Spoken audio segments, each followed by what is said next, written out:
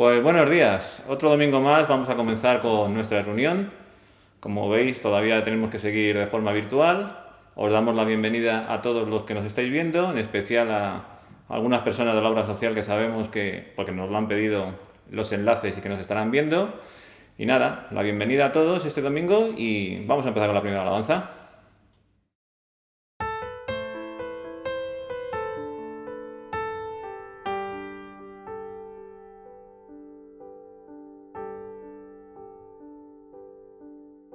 Cada vez que mi fe es probada, tengo la oportunidad de afianzarme más. Las montañas y valles, desiertos y mares que atravieso me llevan más cerca de ti. Las pruebas no son mayores que mi Dios y no pueden impedirme caminar. Si delante de mí no se abriera el mar, Dios me puede hacer andar sobre las aguas, rompiendo en fe.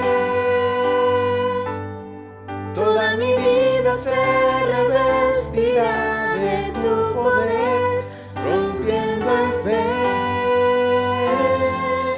Con osadía voy a ver lo sobrenatural. Voy a luchar y vencer, voy a confiar y creer. Cada día viviré rompiendo en fe.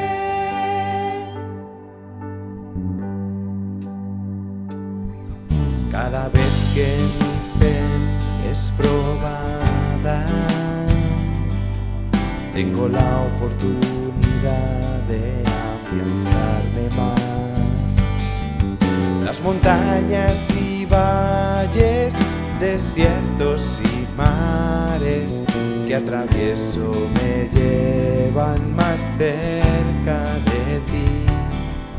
Las pruebas no son mayores que mi Dios y no pueden impedirme caminar. Si delante de mí no se abriera el mar, Dios me puede hacer andar sobre las aguas, rompiendo en fe. Toda mi vida se revestirá de tu poder, rompiendo en fe. Con osadía voy a ver lo sobrenatural. Voy a luchar y vencer, voy a confiar y creer. Cada día viviré rompiendo en fe, rompiendo en fe. Toda mi vida se revestirá de tu poder, rompiendo en fe. Con osadía voy a ver lo sobrenatural. Voy a luchar y vencer, voy a confiar y creer. Cada día viviré rompiendo en fe. Cada día viviré rompiendo en fe.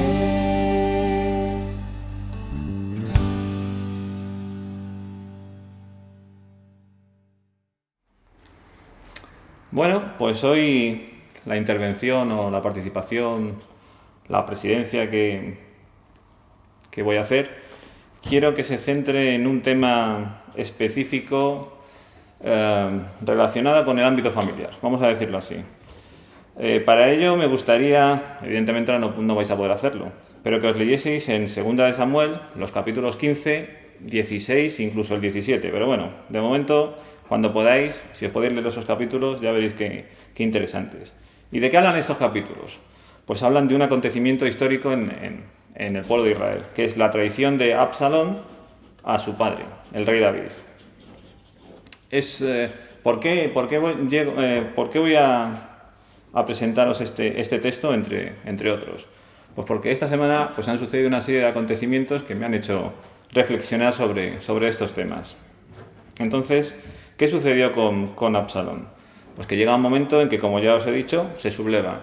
Lo va haciendo poco a poco. No quiere decir que un día se levante por la mañana y diga, hombre, hoy me voy a sublevar contra mi padre, sino que va poco a poco elaborando la tradición. Dice que estuvo unos 4 años dedicándose a esta tarea que me refiero a irse ganando al pueblo, a ir conquistando las voluntades de gobernantes del pueblo para llevárselos hacia su campo y así poder traicionar a David. ¿Qué sucede? Que cuando ya está consumada la traición, pues David decide abandonar Jerusalén. Entonces, en estos textos aparecen una serie de personajes que yo considero muy interesantes por las peculiaridades que tienen.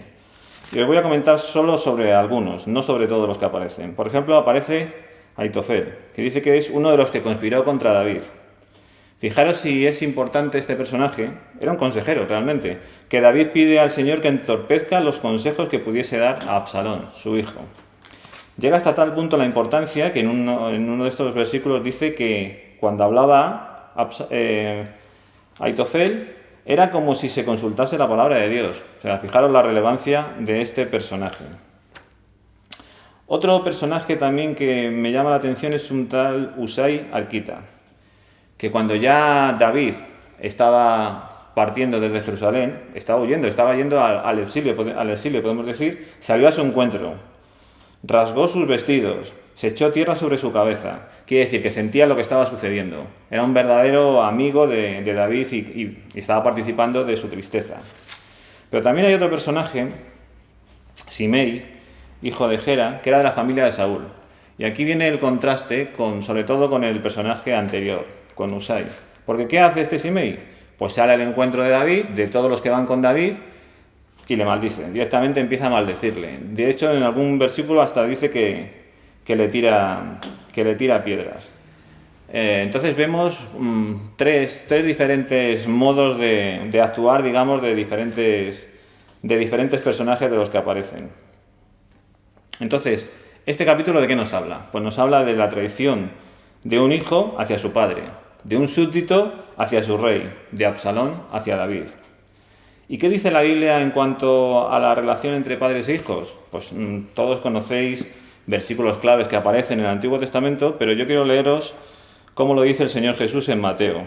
Si queréis podéis buscar en Mateo 15, en el versículo 5, que dice: pero vosotros decís, cualquiera que diga a su padre o a su madre, es el capítulo 15, pero el versículo 4.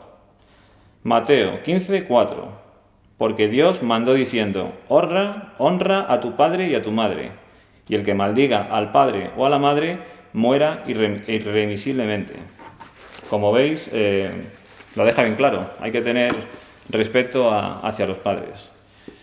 Y es que el Señor Jesús en distintas etapas de su ministerio tuvo, vamos a decir, una relación especial con el tema familiar, tanto la propia familia suya, que sabéis que en momentos dados incluso llegaron a decir que si no estaba bien, que estaban un poco en contra de ellos, pero también evidentemente creó una familia extensa, digamos, que ya no era de sangre, sino que eran sus discípulos. Y fijaros también lo que ocurrió con sus discípulos. Entre los 12, uno, por ejemplo, le traicionó. Otro, la misma noche que iba a ser el Señor entregado, Pedro, le negó. Entonces, con lo cual, su relación con el ámbito familiar es complicada. Pero aún así, que si todo esto nos hubiese sucedido a nosotros, tal vez hubiésemos tenido una actitud distinta o diferente. Cuando llega el momento en que el Señor Jesús está crucificado, se dirige a Juan a Juan y a su madre, de una forma que a mí me parece muy interesante y muy, muy conmovedora. Este texto que os voy a leer yo ahora se encuentra en Juan, en el capítulo 19, en los versículos 26 y 27. Dice así: cuando vio Jesús a su madre y al discípulo a quien él amaba, que estaba presente, dijo a su madre: mujer, he ahí tu hijo. Después dijo al discípulo: he ahí tu madre. Y desde aquella hora el discípulo la recibió en su casa. Fijaros que se crea un vínculo especial entre este personaje, entre el discípulo amado y entre la madre del Señor Jesús. Le encomienda una misión específica, que podríamos decir que cuide de ella, pero a ella también le dice que, bueno, que puede contar con él como con un hijo. Entonces, evidentemente hay muchos ejemplos en la palabra de temas familiares, pero quería, pues eso, plantearos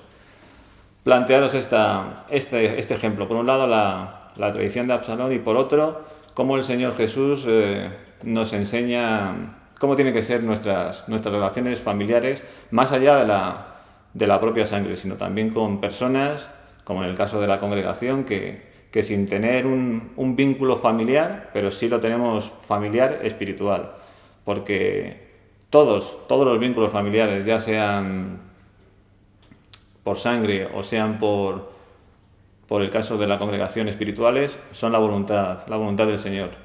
Y es cierto que todos tenemos experiencias amargas, algunas las estáis pasando durante estas semanas, en los que vemos como nuestras familias pues no responden como nosotros pensábamos que iban a responder. ¿Qué podemos hacer? Pues simplemente confiar en el Señor e intentar llevarlo de la mejor forma posible. Evidentemente contamos con la ayuda del Señor, que esto es lo más importante, y contamos también con la ayuda de nuestros hermanos que nos fortalecen en los momentos de debilidad. Entonces, simplemente esto es lo que os quería dejar para que meditaseis sobre ello.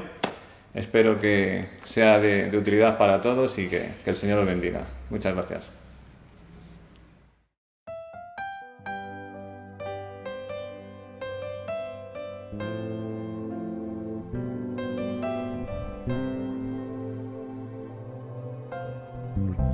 Al acercarme a ti, calmas mi alma, tu presencia refresca mi ser. Eres mi refugio y mi santuario, en ti hay descanso y paz. Y en este refugio quieto, mi alma canta hoy una canción que con palabras no podría expresar. Recibe mi adoración para ti, Señor, para ti, Señor. Al acercarme a ti, calmas mi alma, tu presencia refresca mi ser. Eres mi refugio y mi santuario, en ti hay descanso y paz. Y en este refugio quieto, mi alma canta hoy una canción que con palabras no podría expresar. Recibe mi adoración para ti, Señor, para ti, Señor. Y en este refugio quieto, mi alma canta hoy una canción que con palabras no podría expresar. Recibe mi adoración para ti, Señor, para ti, Señor, para ti, Señor, para ti, Señor.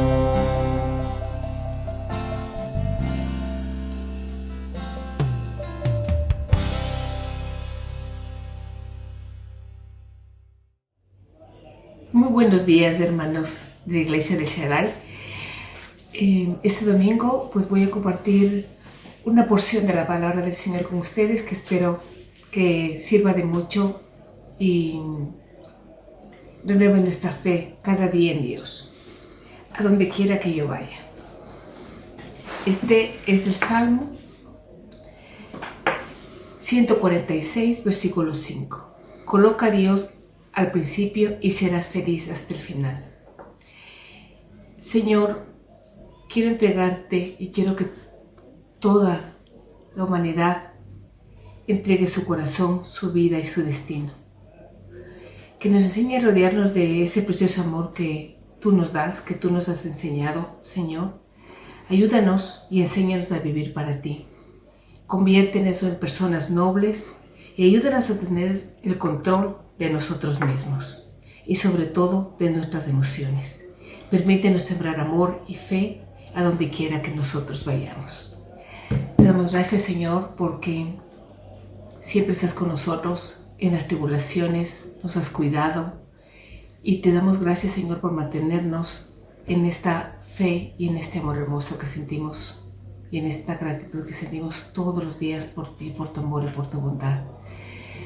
Te damos gracias, Señor, porque sabemos que siempre estás de nuestro lado. Gracias, Señor, por tus bendiciones y por todo lo hermoso que harás en nuestras vidas. Amén. Buenos días, hermanos de la congregación El Shaddai. Quiero compartirles el día de hoy una hermosa porción de la Biblia. Y en estos tiempos tan difíciles, pues es importante tener confianza, tener fe. Y nos dice aquí en la porción: por la confianza, por la fe, ellos caminaron a través del Mar Rojo, como si por tierra seca. Y cuando los egipcios trataron de hacerlo, el mar se los tragó.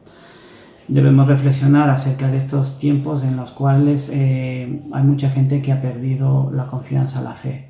Pero yo les animo para que volvamos a tener esa fe, esa fuerza necesaria para seguir inclinando la cabeza y orando unos a otros.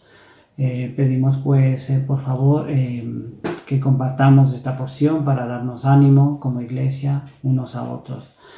Gracias por permitirme compartir esta porción de la Biblia y muchas bendiciones. Buen domingo para todos mis hermanos y hermanas. Espero que se encuentren bien todos con la bendición de Dios. Debo reconocer que cuando Chris me comentó de hacer este vídeo me inquieté. Pasaron unos minutos y me di cuenta que era un buen motivo para decir lo que sentía. Quisiera empezar leyendo Lucas 6, versículo 43 al 45. Sería ningún árbol bueno produce frutos malos y ningún árbol malo produce frutos buenos. Cada árbol se conoce por los frutos que produce. De una planta de espinos no se puede recoger higos ni uvas. La gente buena siempre hace el bien, porque el bien habita en su corazón. La gente mala siempre hace el mal, porque en su corazón está el mal. Las palabras que salen de tu boca muestran lo que hay en tu corazón. He tomado estos versículos porque quería resaltar la bendición que Dios puso en mi vida, y es la de mi esposa, la que con sacrificio, la que con paciencia y sobre todo con amor es una bendición para mí y mis hijas. También quisiera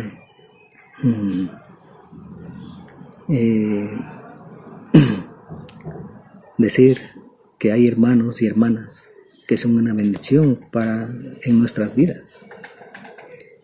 Todos vosotros lo conocéis, es una bendición tenerlo en nuestro lado y en especial en la mía. Admiro su lucha por su entrega al servicio del Señor.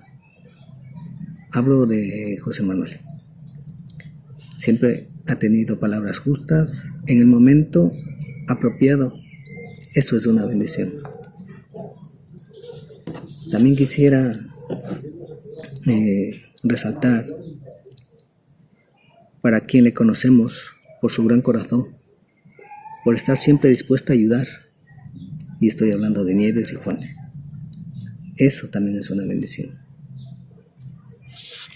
Y así mencionaría a muchos hermanos que Dios ha puesto en mi camino. Pero bueno, no soy buen orador, ni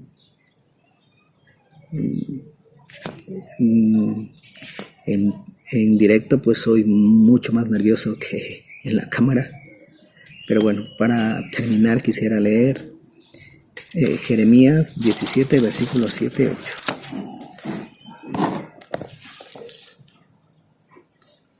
Dice, benditos sean aquellos que solo confían en mí. Son como árboles plantados a la orilla de un río. Extienden sus raíces hacia la corriente. El calor no les causa ningún daño. Sus hojas siempre están verdes y todo el año dan fruto. Lo que quiero resaltar esto es que hay muchos hermanos y hermanas que el Señor ha puesto como bendición para el resto de personas que le conocemos. Es una bendición para cada uno de nosotros tenerlos. Y para mí han sido muy importantes en mi vida. Y siguen siendo muy importantes en mi vida.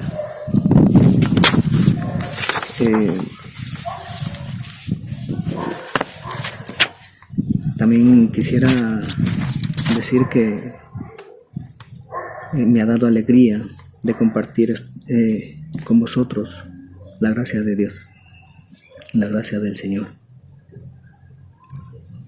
Y quisiera terminar con una oración. Y Señor, te doy gracias por todo lo que nos das. Gracias por todas las bendiciones que tú nos das y nos provees, Señor. Ya sea por hermanos o hermanas, Señor, que tienen esa facilidad y ese carisma, Señor, de llegar a tu palabra con mucha más facilidad que otros, Señor. Gracias, Padre, por tanto amor que nos das. Gracias por la vida, Señor. Y agradecerte de todo corazón que tú eres el Rey de Reyes y quisiera ensalzar tu nombre, Señor. Amén. Hola familia, estoy muy contenta de poder compartir con vosotros este domingo. Os pongo un trocito de donde yo vivo y espero que lo disfrutéis. Me han dicho que tenía que compartir sobre una persona que haya sido importante para mí en mi camino de la fe y realmente se me ocurren muchísimas personas, entre ellos vosotros. Tengo muchos recuerdos de la tita Irene como mi profesora de escuela dominical, de personas que me han marcado en sus predicaciones, y me gustaría decir algo de cada uno, pero me voy a centrar en una persona que me dio un consejo para mi vida espiritual que cambió el rumbo. Se llama Sara y en un campamento estaba dándonos un devocional y nos compartió su testimonio y nos dijo que ella oraba todo el rato, hiciese lo que hiciese. Y yo hasta entonces, pues la oración era algo que se hacía antes de comer, algo que se hacía en momentos muy, muy concretos. Y entonces me vino a la mente el versículo de 1 de Tesalonicenses 5:17, de orar sin cesar. Y vosotros ya sabéis, cuando algo de repente encaja, y lo aplicas y te lo llevas, y desde entonces mi vida de oración me ha mantenido de una forma muy íntima y muy profunda, me sale en catalán, arrelada, enraizada en mi relación con Dios, y es algo muy sencillo y muy bonito que para mí supuso una gran revolución. Os mando un abrazo enorme. Estoy deseando veros y achucharos, cuidaros mucho y bendiciones desde aquí de La Garrocha. Pues muchas gracias a todos por vuestras interesantísimas intervenciones. Como siempre digo, espero que a vosotros mismos os habrán servido para meditar sobre la palabra. A todos los que hemos estado escuchando nos va a servir durante la semana para seguir meditando y para que sea de ayuda en todo lo que hacemos.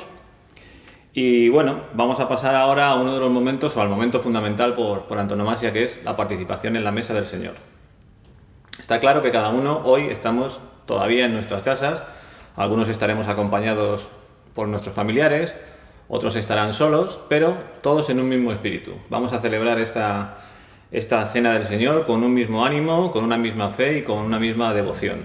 Entonces, para ello, hoy voy a recurrir al texto de Primera de Corintios, que dice así: porque yo recibí del Señor lo que también os he enseñado, que el Señor Jesús, la noche que fue entregado, tomó pan, y habiendo dado gracias, lo partió y dijo: tomad, comed, este es mi cuerpo que por vosotros es partido.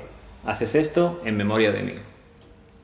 Pues muchas gracias, Señor Jesús, porque a pesar de ser pecadores, de ser imperfectos, tú nos das la gran oportunidad de poder participar en esta mesa, de poder formar una comunidad de hermanos, Señor, en donde podamos demostrar al mundo, a todos los que nos rodean, que tú eres el Señor de señores, que eres poderoso y que nos bendices cada día con tu gracia, Señor. Gracias porque somos salvos, gracias a que tú moriste en una cruz, Señor, a que tuviste que padecer por nosotros, por nuestros pecados, y gracias a esto podemos hoy clamar a ti, Señor, y sentirnos grandemente bendecidos por esto, Señor, porque tú eres fiel y porque nos has librado de nuestros pecados. Queremos poner ante ti a toda la congregación, Señor, que estamos participando en estos momentos de esta mesa, y te damos gracias por tu sacrificio y por este pan. En el nombre del Señor Jesús. Amén.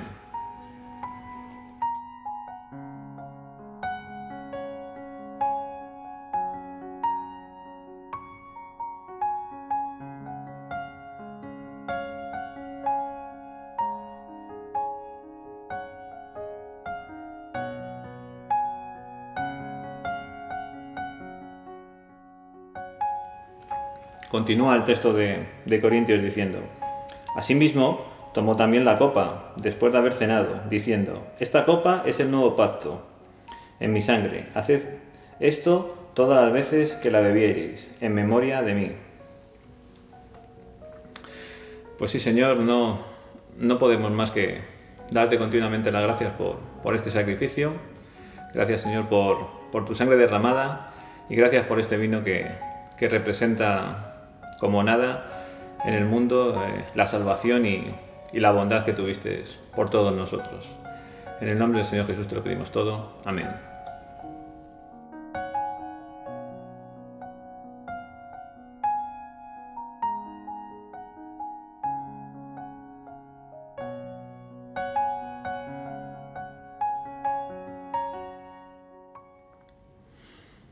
Y una vez terminado con la mesa del Señor, pues vamos a pasar a la predicación de Raúl.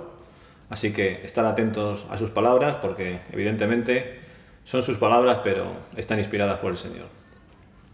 Que el Señor los bendiga y escuchemos todos atentamente lo que tiene que contarnos. Buenos días. Vamos a comenzar una nueva serie de predicaciones que podríamos llamarlo vidas de fe. Son vidas de personajes del Antiguo Testamento principalmente, o del periodo entre el Antiguo y el Nuevo Testamento, que se presentan como ejemplo de lo que es la fe del creyente. Así que, aunque son personajes de la antigüedad, nos van a ayudar a entender lo que es la fe. Y lo vamos a ver en el capítulo 11 del escrito a los Hebreos, y hoy vamos a ver los versículos del 1 al 7. Los leeremos más adelante, porque la verdad es que el trasfondo de este capítulo se remonta un poco más atrás, en el capítulo 10, donde está haciendo memoria de las penalidades, de los problemas que han pasado estos seguramente sacerdotes del templo que habían decidido seguir a Cristo. Así vemos en el capítulo 10, en el versículo 32, dice: pero traed a la memoria los días pasados en los cuales, después de haber sido iluminados, sostuvisteis un fuerte y doloroso combate. Por una parte, ciertamente, con vituperios y tribulaciones fuisteis hechos espectáculo, y por otra llegasteis a ser compañeros de los que estaban en una situación semejante. Porque de los presos también os compadecisteis, y el despojo de vuestros bienes sufristeis con gozo. sabiendo que tenéis en vosotros una mejor y perdurable herencia en los cielos. No perdáis, pues, vuestra confianza, vuestra fe, que tiene una gran recompensa, pues os es necesaria la paciencia, para que habiendo hecho la voluntad de Dios, obtengáis la promesa. Porque aún un poco, y el que ha de venir vendrá y no tardará, mas el justo vivirá por la fe, pero si retrocede, no agradará a mi alma. Pero nosotros no somos de los que retroceden para perdición, sino de los que tienen fe para preservación del alma. La fe es algo que se perfecciona en las dificultades. Si estas personas habían sufrido pues todo esto que hemos visto, insultos, cárceles, despojo de sus bienes, y todo esto dice que lo sufrieron con gozo. Pero ha llegado un punto en el que se han planteado si merece la pena seguir a Cristo en vista de todas estas dificultades que están sufriendo. Una vez le preguntaron a Jorge Müller que cuál era la mejor forma para tener una fe firme. Y él contestó: la única manera para aprender una gran fe es perseverar en las grandes pruebas. Yo he aprendido mi fe permaneciendo firme en medio de las pruebas graves, severas. Esto es muy cierto. El tiempo para confiar es cuando todo lo demás nos falla. Es decir, que la fe se perfecciona en las dificultades, y estas personas habían tenido unas grandes dificultades y persecuciones por parte de sus propios compatriotas, correligionarios, sacerdotes también, y el pueblo en general en Jerusalén. Digo que empieza aquí realmente el tema de la fe en Hebreos, porque el capítulo 11, que es una serie de ejemplos de hombres y mujeres de fe, podría haberse quitado y haber continuado en el capítulo 12, donde dice: por tanto nosotros también, teniendo en derredor nuestro tan grande nube de testigos, despojémonos de todo peso y del pecado que nos asedia, y corramos con paciencia la carrera que tenemos por delante, puestos los ojos en Jesús, el autor y consumador de la fe, el cual por el gozo puesto delante de él sufrió la cruz, menospreciando lo oprobio, y se sentó a la diestra del trono de Dios. Es decir, solamente con el ejemplo de la fe de Jesús tendríamos suficiente. Pero al autor de este escrito a los hebreos le parece bien, siguiendo un poco la costumbre que se ve en otros textos de los judíos, de considerar las vidas de fe de personajes de la antigüedad. Esta gran nube de testigos que dice en el capítulo 12, versículo 1. Quiere recordar ejemplos de la fe de los días pasados, porque a los sacerdotes judíos esto les llamaba también bastante la atención en su tradición de la antigüedad. Estas personas que vamos a ir viendo a lo largo de todas estas predicaciones, comenzando en el versículo 1 del capítulo 11, son ejemplos de fe, son ejemplos de hombres y mujeres que no tenían nada más que las promesas de Dios sobre las cuales descansar.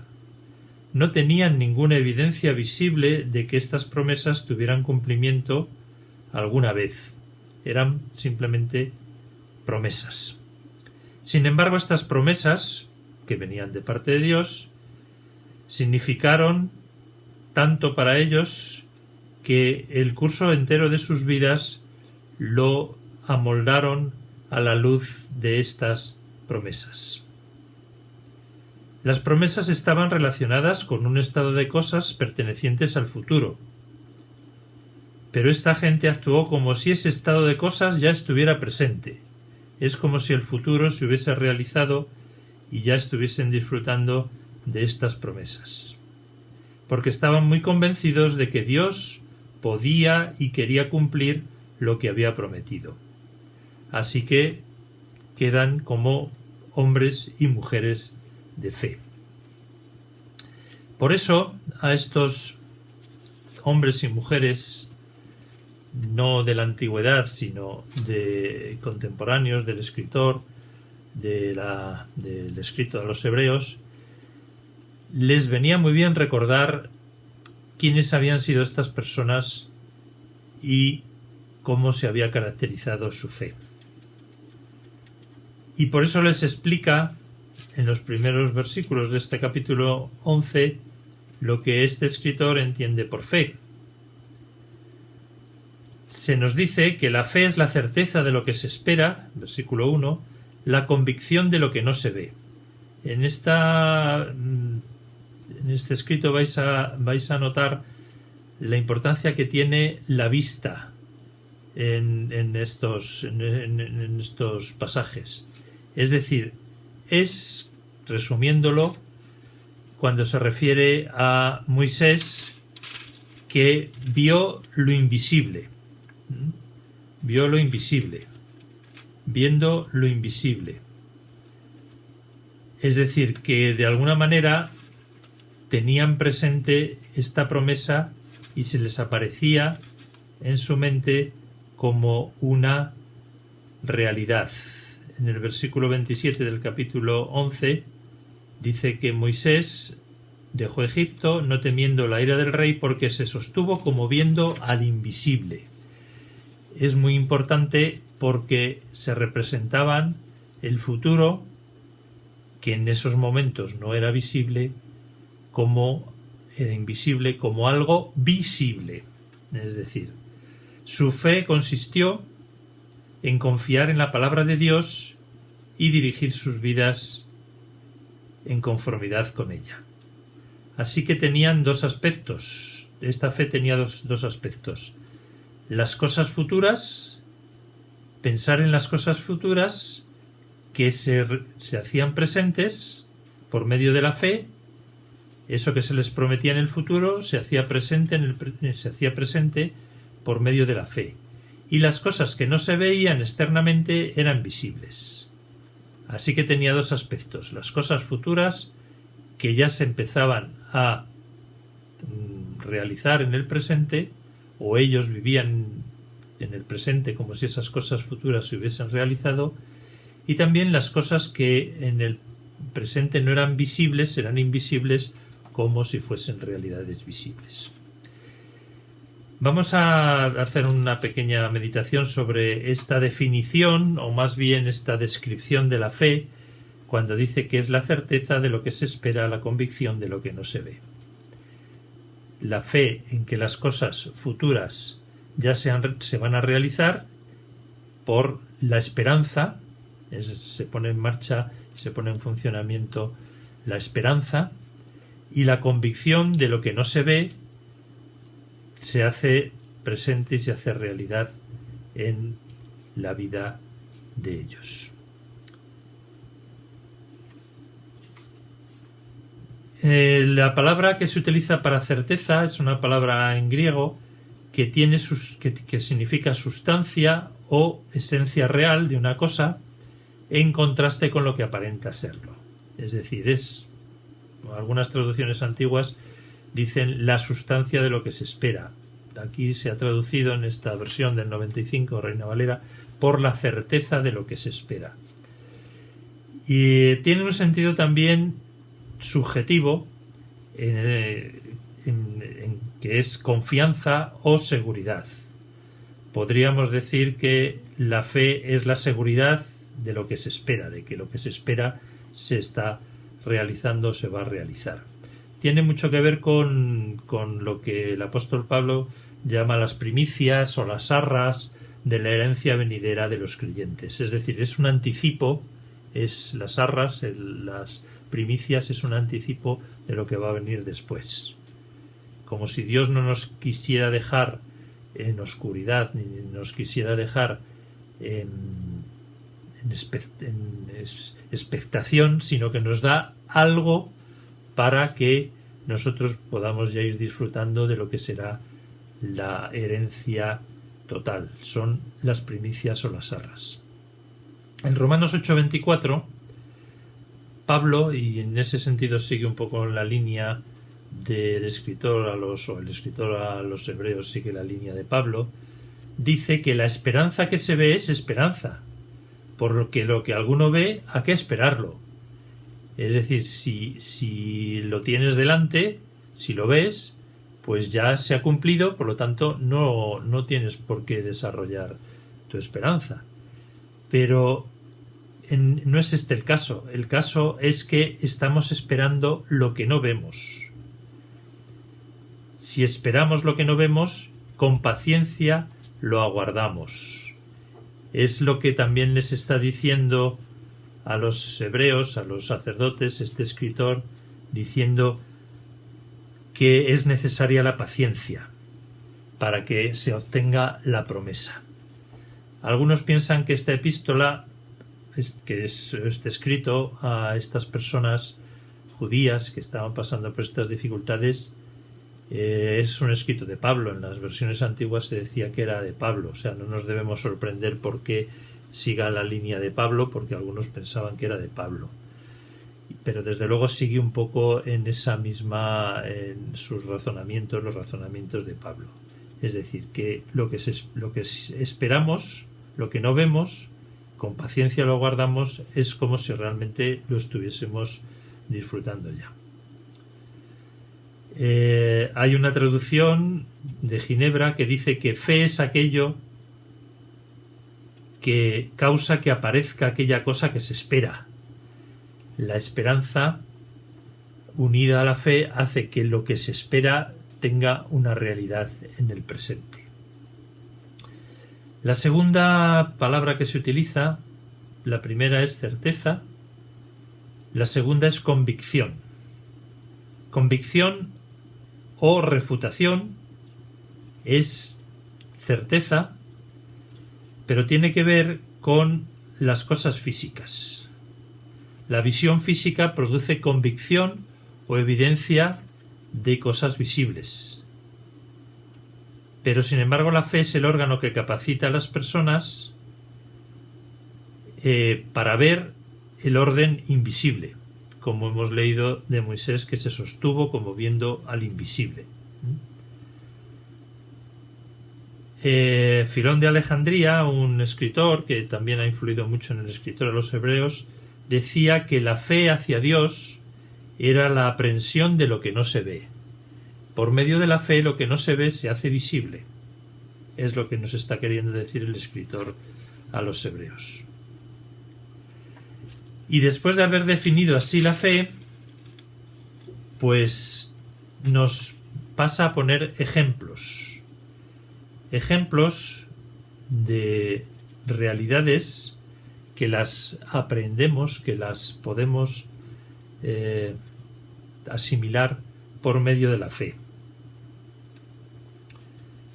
Es un procedimiento, como digo, que no es original del escritor a los hebreos, porque ya en la antigüedad se había puesto en evidencia. Hay un texto que no lo vais a encontrar, hay una serie de textos que no los vais a encontrar en vuestra Biblia, porque son, a no ser que utilicéis una Biblia que tenga deuterocanónicos, que son aquellos escritos que no pertenecen al canon hebreo, sino que pertenecen al canon griego.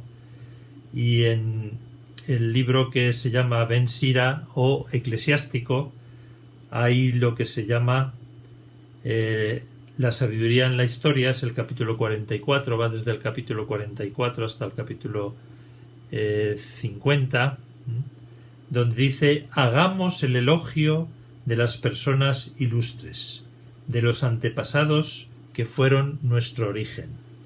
Y empieza a desarrollar una serie muy similar a la que pero utilizando otros ejemplos y otras palabras, pero algunos sí que coinciden, que el elenco de estos hombres y mujeres de la fe que encontramos en el escrito a los hebreos.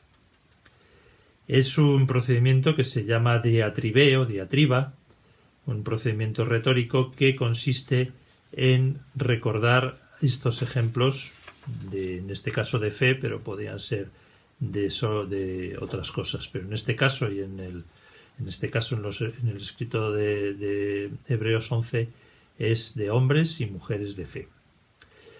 En este escrito no solamente acumula ejemplos, sino que además los pone en secuencia histórica, a fin de proveer un bosquejo del propósito redentor de Dios. En Eclesiástico o Ben Sira son los antepasados en general y tiene un epígrafe que se llama La sabiduría en la historia.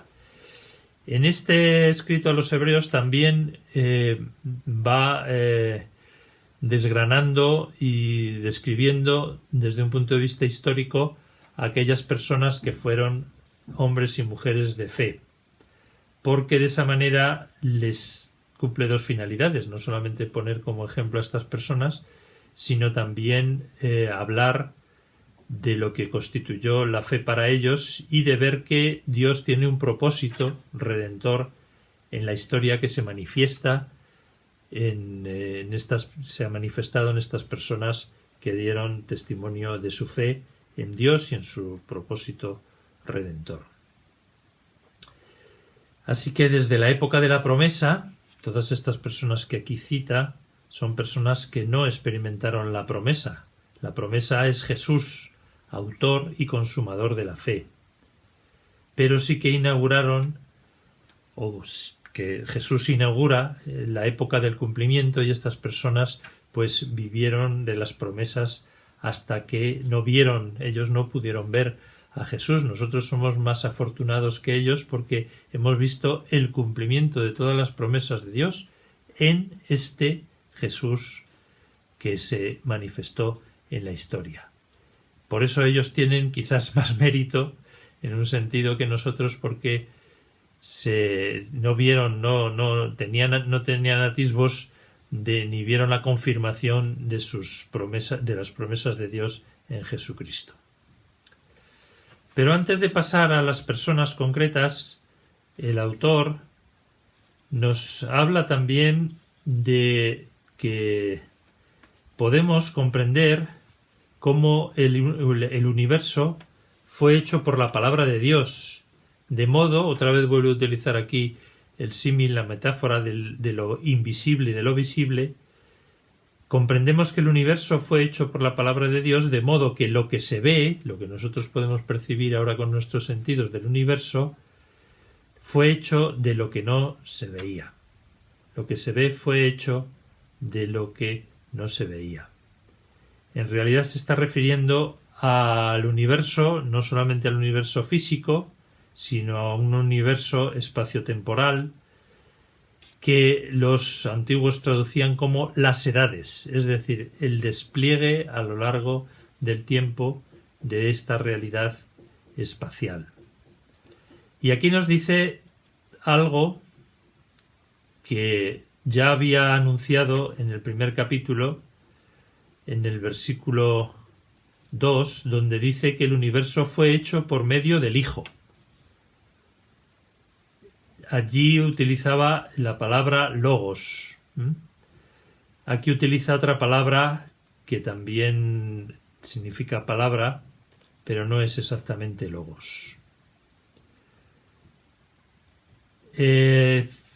Aquí está diciendo que tenemos que ver lo invisible, es decir, que lo mismo que el universo que nosotros ahora podemos percibir es visible, salió de lo invisible. Dios, por medio de la palabra, por medio del Hijo, por medio de Cristo, creó de lo que no era visible todo lo visible. Es decir, que eso nos demuestra que Dios hace visible aquello que es invisible. Y después de que eso iba un poco, no iba muy en la línea de lo que pensaban los griegos, porque los griegos pensaban que la materia era eterna y que realmente no había habido un principio de creación, sino que había habido una forma que se impuso sobre la materia preexistente. No una creación de la nada, como creían los judíos, no una creación ex nihilo, no una creación a partir de lo invisible, porque ellos pensaban que la materia era eterna. Pero bueno, no nos vamos a meter en esas cuestiones, sino que vamos a pasar ya directamente a los ejemplos que pone el escritor a los hebreos de fe. Y vamos a ver solamente los tres primeros: Abel, Enoc y Noé. Vamos a ver cuáles eran las características de la fe en estos tres personajes. Dice, por la fe Abel, ¿sabéis? Abel, el hijo de Adán y Eva, cuyo nombre significa algo efímero, algo que como la neblina. La neblina, Abel está relacionado ese nombre con la neblina, es decir, que fue como una neblina, pero estuvo el tiempo suficiente como para ofrecernos un ejemplo. Estuvo el tiempo suficiente en el mundo, en la tierra, como para ofrecernos un ejemplo de fe.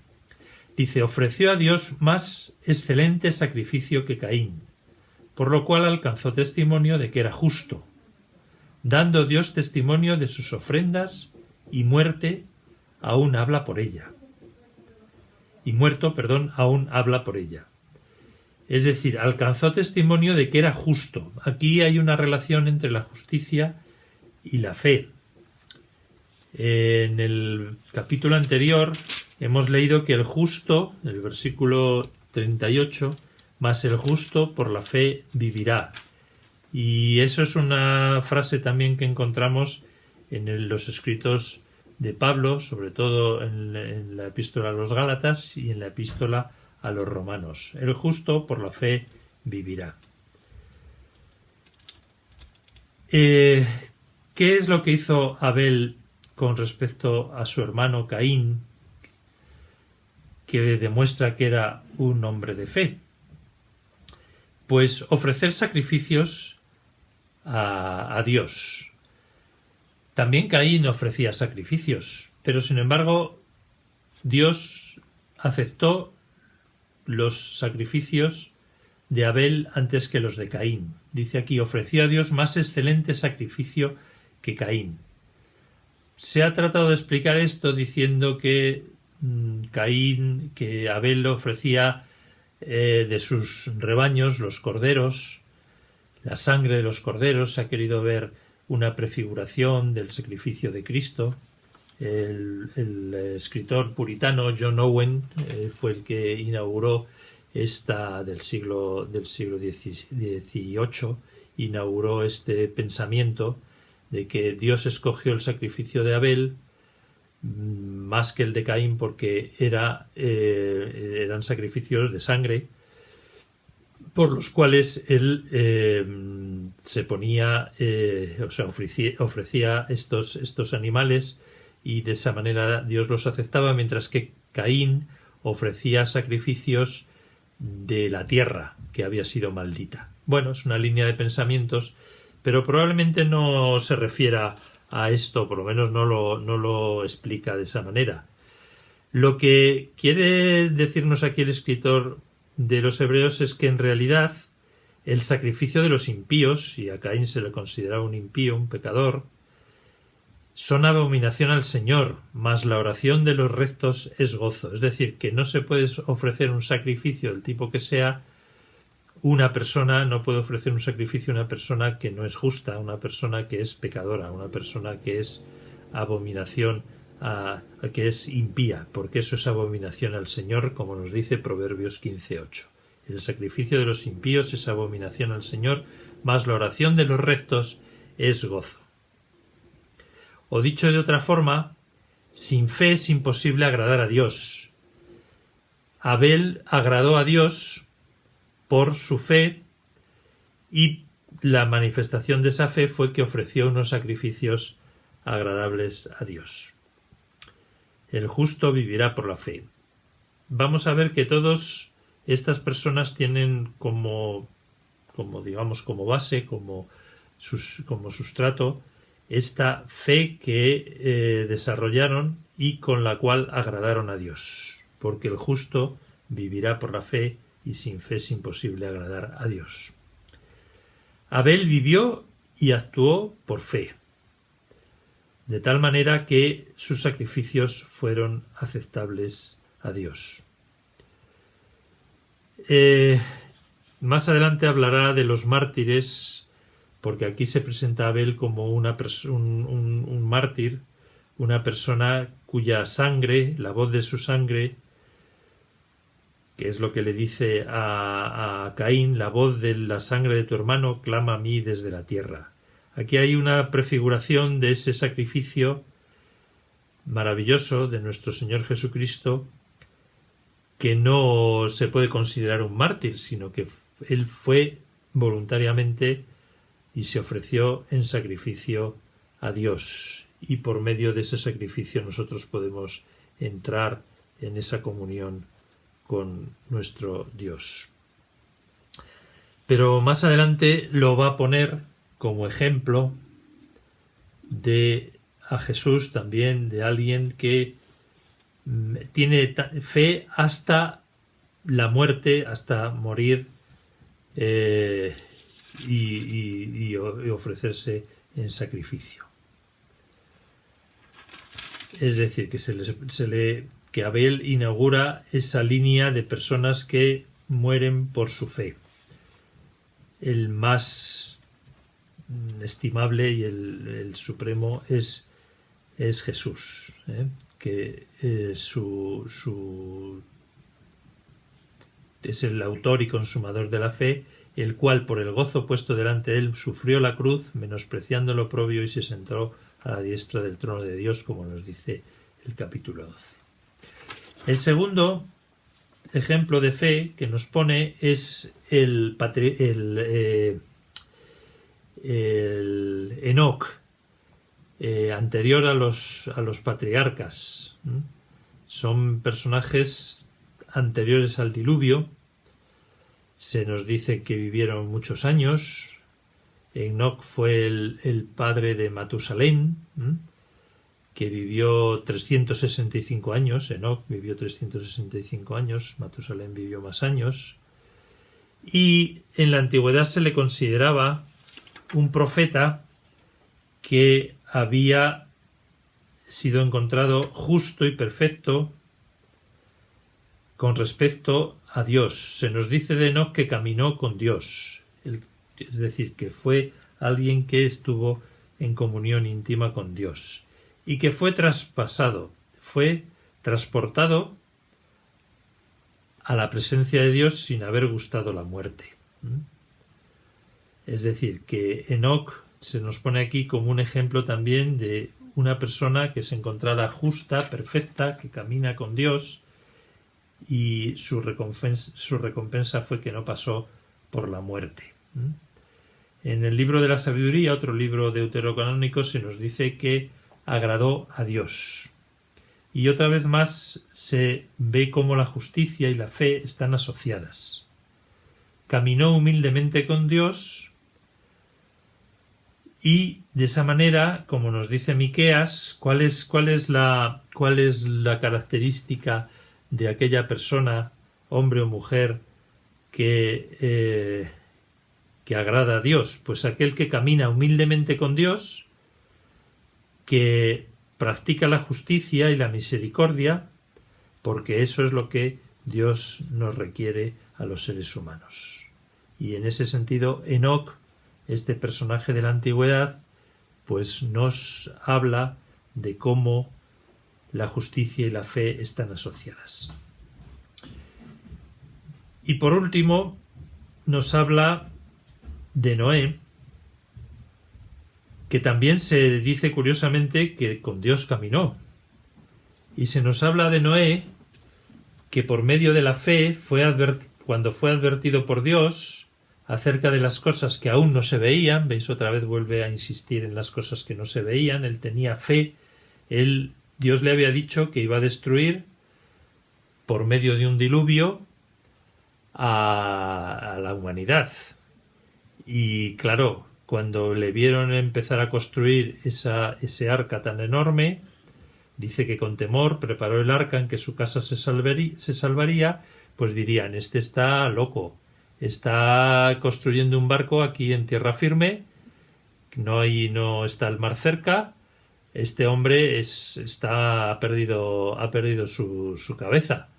Sin embargo, él tenía fe porque veía como esa promesa de Dios de que le iba a salvar del diluvio y ese juicio de Dios que iba a manifestarse sobre los contemporáneos de Noé, él lo veía como una realidad visible. No había empezado a llover, no había gotas, sin embargo él ya veía por medio de la fe lo que iba a ser ese diluvio. Y dice aquí que por esa fe condenó al mundo y fue hecho heredero de la justicia que viene por la fe. Otra vez la relación entre justicia y fe.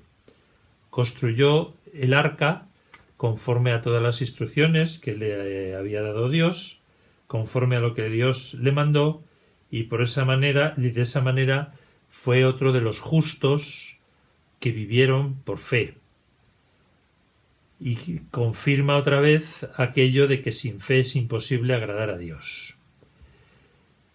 Así que tanto Abel como Enoc como Noé, que fueron justos delante de Dios y desarrollaron esa fe que les hizo ver lo invisible, que les hizo ver la realidad y el cumplimiento de las promesas, pues entendemos lo que es la fe. Vamos a ver en días sucesivos más promesas, más personas que vivieron según esta promesa, personas justas. El próximo día veremos a Abraham, el padre de los creyentes, el que se pone muchas veces como ejemplo de alguien que vivió por fe. De tal manera que la fe podríamos resumir diciendo que es la creencia en lo que no se ve, en la creencia en el orden espiritual que es invisible, y también en la creencia en las promesas de Dios que aún no se han cumplido.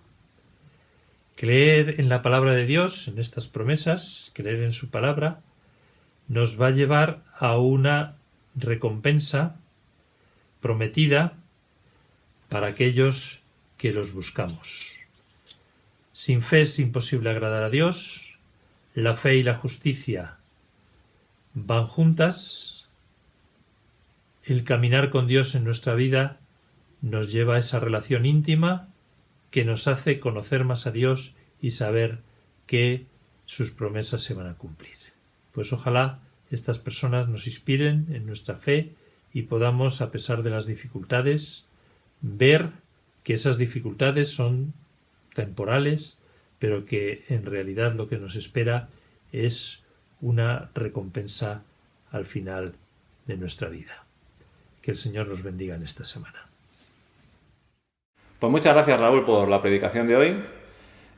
Sabemos que todo lo que has expuesto y todas las alabanzas, las intervenciones de todos los hermanos van a ser de gran bendición durante esta semana. También quiero que no se me olvide agradecer a todas las personas que nos estáis viendo a través de este sistema. Esperamos que sigáis con nosotros mientras que esto dure. Recordaros que el jueves tenemos la reunión de oración. Están siendo momentos de gran bendición y esperamos que todos los que podáis pues también participéis en estas reuniones a través del Zoom. Y sobre todo no os olvidéis de suscribiros a nuestra página de YouTube, ¿vale? Que paséis una buena semana a todos y que el Señor os bendiga.